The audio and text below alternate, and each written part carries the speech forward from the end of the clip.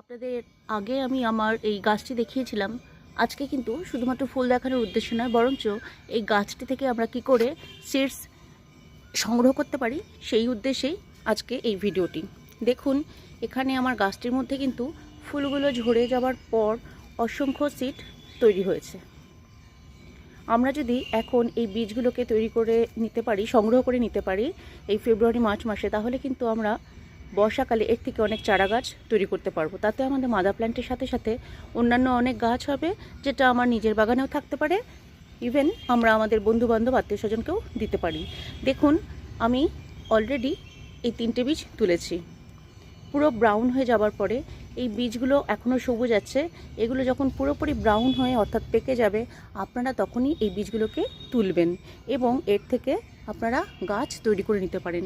যেমন দেখুন, এই বীজটি হলুদ হলুদ হয়ে এসছে, আর কিছুদিন পরেই এটা